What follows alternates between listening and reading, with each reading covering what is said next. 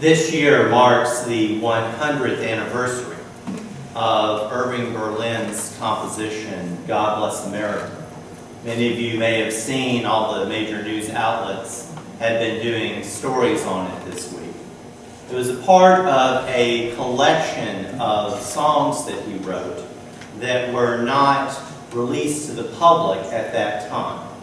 In 1940, Kate Smith was one of the most popular entertainers in the country, and she was looking for a piece for her July 4th edition of her weekly radio program. And so her agent contacted Berlin, and they gave to her God Bless America. It's become a very familiar and a popular song.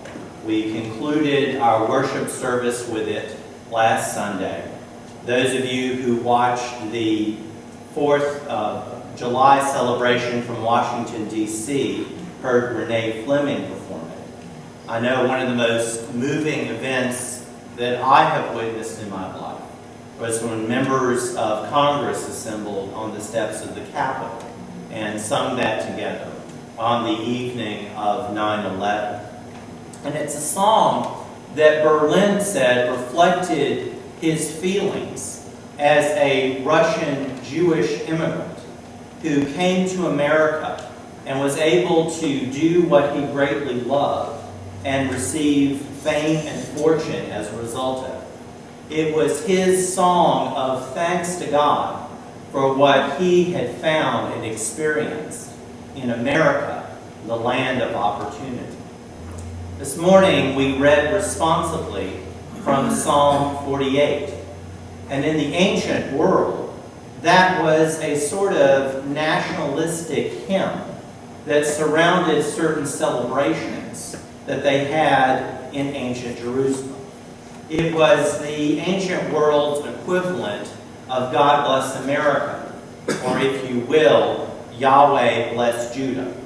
Yahweh being the name that God gives to Moses when Moses encounters him at the burning bush, and Judah being the name for the southern part of the kingdom that included the city of Jerusalem. We don't know with any of the psalms exactly how they came about or were originally used. There aren't any commentaries to go with the collection of psalms we have that go all the way back to the very beginning. But most scholars believe that the Psalms from 46 to 48 sound like the kind of psalms that would have been used at a time of national festival that would have been held in the fall, a time when all of the crops had been harvested, and a time of feasting and thanksgiving, and a time of celebrating their sovereignty as a nation and their relationship with God. So if you can imagine, it happened at a time when they were celebrating a holiday that was like a combination for us of Thanksgiving and 4th of July, all wrapped into one another. And it included festivals and celebrations that happened around the temple area. And it might have also included some sort of ritualistic re-enthronement of the king, reminding them that this person, God's anointed, is still ruling over us. And it even included something that we would think is a little bizarre, a kind of re-enthronement of Yahweh as their God. The Ark of the Covenant represented the throne of God, a place of central focus where they felt like God took his seat. And the festival at that time of the year would have involved the Levites bringing the ark out of the temple onto poles and marching around the city multiple times while the people sang hymns such as Psalms 46 to 48. Now, they were not taking this literally. They did not believe that God just showed up when they saved a seat for God. But it was a way of kind of ritualistically reminding themselves of who they were as a nation and who they were as God's people. Other nations had similar ritualistic practices which they observed as well.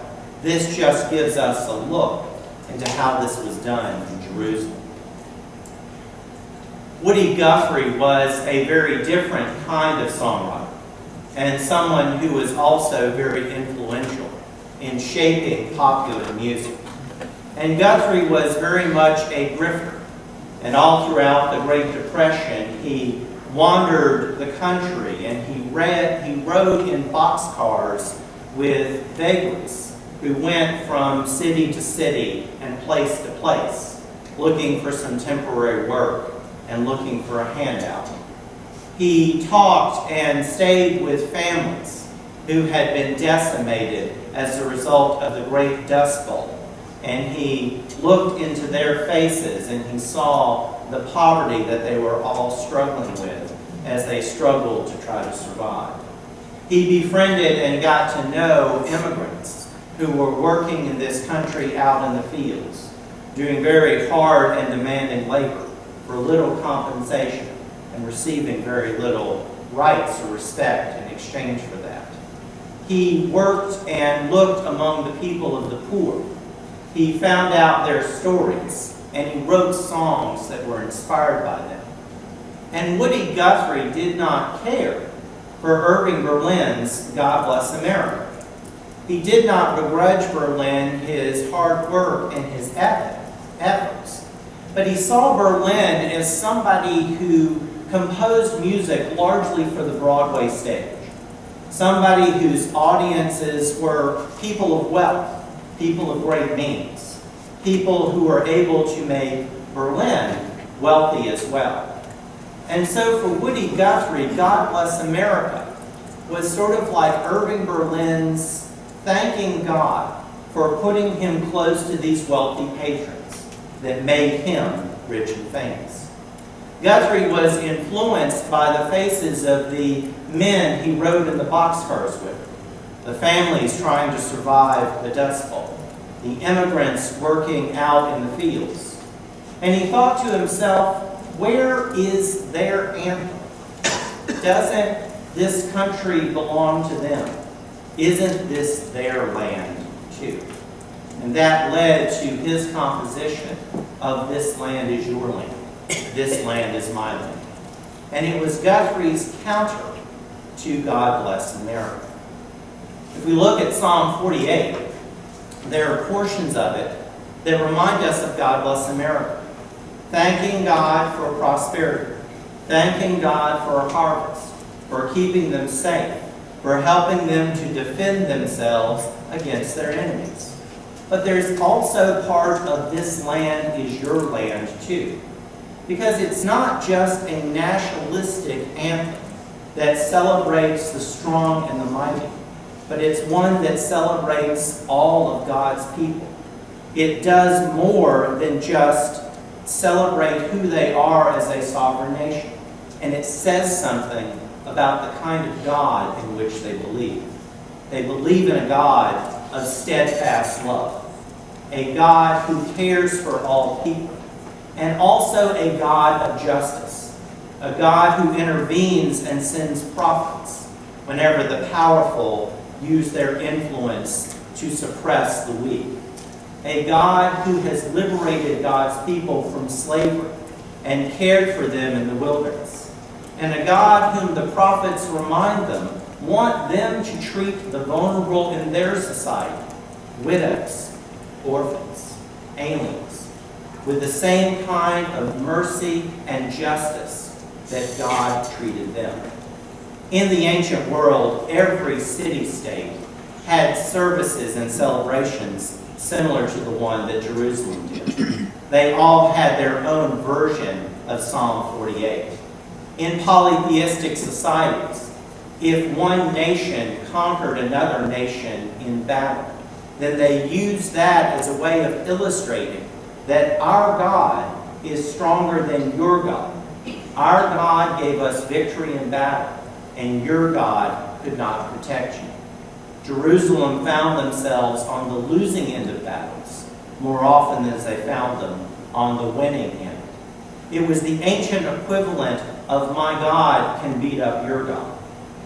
But when those civilizations come to an end, when they lose their influence and their culture dies, their songs, their liturgy, their mythology become cultural relics, and they're something that are studied and appreciated by a very few. But Psalm 48 is sacred scripture. It is scripture that you and I and the faithful still turn to today. What is it about this text that gives it that kind of staying power? It's not the sovereignty of an independent nation, because there's no one group that looks exactly like it would have back in the days of the temple and the priest. It's because of the nature of the God that is described in this psalm. A God of power, but a God of steadfast love. A God of mercy and forgiveness. Of consistency. A God whose power and love are always with God's people. And a God of justice. A God who believes that everyone should be treated fairly and with respect. That the powerful should not use their influence to oppress the weak. This is the nature of the God that is celebrated in Psalm 48. And throughout the centuries, oppressed people in every age have looked to this text and other texts of the Bible, and they've seen their story. They've seen their God there, a power of liberation and empowerment. A God who cares for all people and holds all people accountable. This is the God that you and I worship. A God that will not allow us, if we are truly convicted by this God, to just see part of the story, to just look narrowly at one group of people and think to ourselves, well, things are going fine for them, so things must be going great for everyone. And those that people aren't going so great for, that's their own tough luck. No, the God of Psalm 48 is a psalm that forces us to get outside of our comfort level, to look at others around us. We don't have to be as extreme as riding the rails as Woody Guthrie did, but we go down that road that we normally don't go down, and we see who lives at the end of that road. We look into the faces of people we encounter in the neighborhood. We sit down and get to know those people we are in ministry with, whether that's at the soup kitchen or the social club. We recognize the sacred worth of each individual, and we recognize that the saving power of God leads us to actions that make our society more loving and more just. That is the nature of the God of Psalm 48. Wednesday, we celebrated our nation's independence. We celebrated our cultural heritage and who we are as a people. We attired ourselves in red, white, and blue. We went to watch fireworks displays. We sang patriotic songs. That's a part of who we are. And that's all fine. But that was Wednesday. Today is Sunday. And on this Sunday and every time we enter those doors to come into this place and to worship God, we are affirming and claiming our citizenship in God's kingdom, a kingdom that is eternal. And on this Sunday, Psalm 48 is our anthem to God's kingdom and our pledge of allegiance to God. And the God that we worship and the God that we serve is a God of strength, of steadfast love, and of justice. Amen.